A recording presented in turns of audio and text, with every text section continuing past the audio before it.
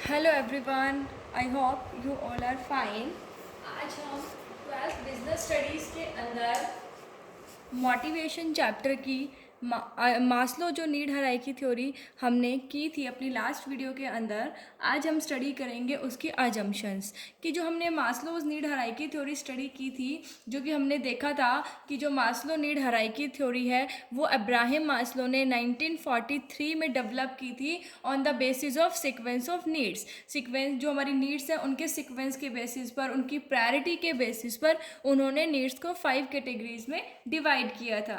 तो आज हम जो है वही मास्लोज जो थ्योरी है उसकी अजम्पशंस पढ़ेंगे कि जब हम मास्लोज थ्योरी पढ़ते हैं तो हम क्या क्या अज्यूम करके चलते हैं, मतलब उसकी अजम्पशंस क्या हैं।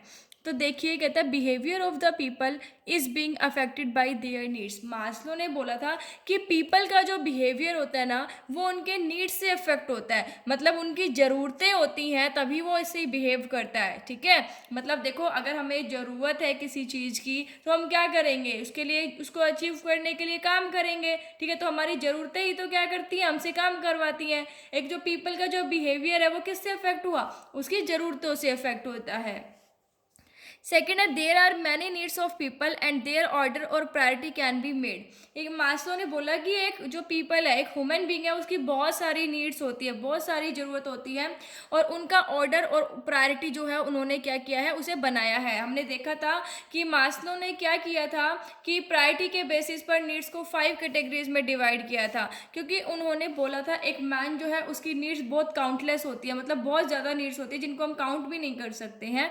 ठीक है, तो उन्होंने उन्हीं नीड्स की सीक्वेंस के बेसिस पर, उनकी प्रायोरिटी के बेसिस पर क्या किया था, नीड्स को 5 कैटेगरीज में डिवाइड किया था, जिसमें हमने पढ़ी थी फिजियोलॉजिकल नीड्स। फिजियोलॉजिकल नीड्स जो हमारी बेसिक नीड्स थी, देन सिक्योरिटी नीड्स, देन हमारी सोशल नीड्स थी, है ना, जो हमने पढ़ा था कि सोसाइटी से रिलेटेड जो नीड्स होती है कि उनके फ्रेंड्स होने चाहिए, रिलेटिव्स होने चाहिए, ये हमने पढ़ा था। देन हमने एस्टीम नीड्स थी हमारी, और लास्ट हमारी क्या थी, सेल्फ एक्चुअलाइजेशन नीड्स। तो यही कहता है कि जो पीपल है उसकी बहुत सारी नीड्स होती है और उनका ऑर्डर और प्रायोरिटी जो है उन्होंने बनाई है। फिर है हमारा assumption next, motivation ends with the satisfaction of needs. ये कहता है कि जैसे ही नीड्स सेटिस्फाई हो जाती है वैसे ही मोटिवेशन खत्म हो जाता है।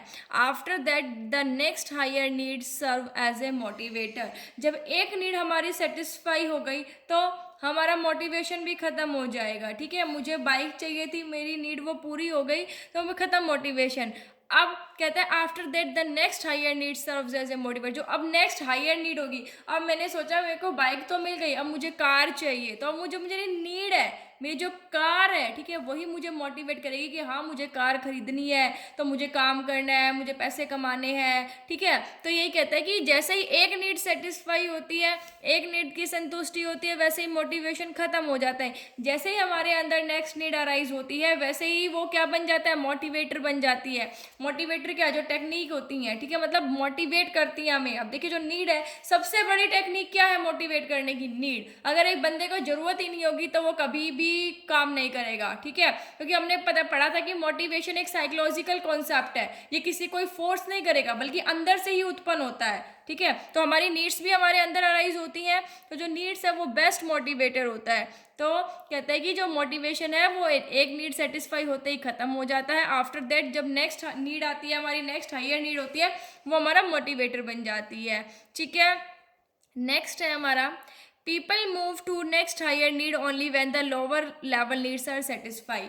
अब्राहम मास्लो ने ये माना था कि लोग जो है वो नेक्स्ट हायर नीड्स की तरफ जब भी मूव करेंगे जब उनकी लोअर लेवल नीड्स सेटिस्फाई होंगी। अरे मेरी बेसिक नीड्स ही पूरी नहीं है, फूड क्लोथ शेल्टर ही नहीं है, तो मैं अपनी सेफ्टी के बारे में कहाँ सोचूंगी, है ना। तो सबसे पहले एक इंसान की लोअर लेवल नीड्स पूरी होती है, उसके बाद ही वो हायर लेवल नीड्स की तरफ बढ़ता है। जैसे हमने स्टडी किया था, ठीक है, कि सबसे पहले फिजियोलॉजिकल बेसिक नीड्स पूरी होनी चाहिए, जब वो सेटिस्फाई हो जाती है तो हम अपनी सिक्योरिटी के बारे में सोचते हैं, सिक्योरिटी पूरी हो जाती है तो हम सोशल नीड्स के बारे में सोचते हैं, और जब सोशल नीड्स सेटिस्फाई हो जाती है तो हम स्टीम नीड्स की तरफ बढ़ते हैं, और जब स्टीम नीड्स हो जाती है तो हम क्या करते हैं, अपनी सेल्फ एक्चुअलाइजेशन नीड्स की तरफ बढ़ते हैं। तो ये कहता है कि पीपल जो है वो हायर नीड्स की तरफ जब भी जाएंगे ना, जब उनकी लोअर लेवल जो नीड्स हैं वो सेटिस्फाई हो जाएंगी। तो ये थी मास्लोस थ्योरी की अजम्पशन। उन्होंने क्या एज्यूम किया था कि पीपल का बिहेवियर उनसे उनकी नीड्स से अफेक्ट होता है, पीपल की बहुत सारी ज़रूरत होती है, इसलिए उन्होंने उनकी प्रायोरिटी के बेसिस पर उनकी सीक्वेंस डिटरमाइन की है। मोटिवेशन जो है वो एक नीड के सेटिस्फाई के होने के बाद ख़त्म हो जाता है, जैसे ही नेक्स्ट हायर नीड अराइज होती है वैसे ही वो मोटिवेटर का काम करती है।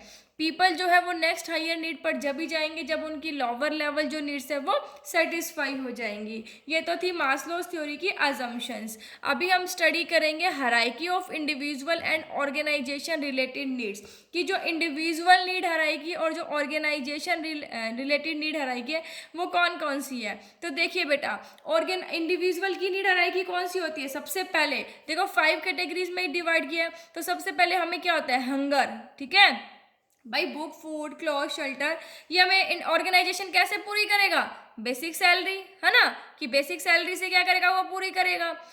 सेकंड क्या चाहता है एक इंडिविजुअल, की इनकम की स्टेबिलिटी हो। फिर क्या चाहता है वो, फ्रेंडशिप, देन उसकी स्टेटस हो, फिर उसका सेल्फ फुलफिलमेंट। तो ऑर्गेनाइजेशन में हंगर कहाँ से पूरी होगी, basic salary. Stability of income, income की स्थिरता बनी रहे, तो वो कहाँ से होगी, क्योंकि फ्यूचर के बारे में सोचता है वो, कि अभी तक तो ठीक है हम काम कर रहे हैं, हमें सैलरी मिल रही है, लेकिन फ्यूचर में क्या होगा अगर हमारी जब जॉब चली जाएगी। तो वो जो स्टेबिलिटी है, ठीक है, वो जो इनसिक्योरिटी रहती है हमारे माइंड के अंदर कि आगे क्या होगा, तो वो किससे मतलब सेटिस्फाई होगी, वो नीड हमारी पेंशन प्लान से। फ्रेंडशिप कैसे होगी, जब कलीग्स के साथ अच्छे रिलेशंस होंगे। स्टेटस कब मिलेगा, जब जॉब टाइटल मिलेगा ऑर्गेनाइजेशन के अंदर।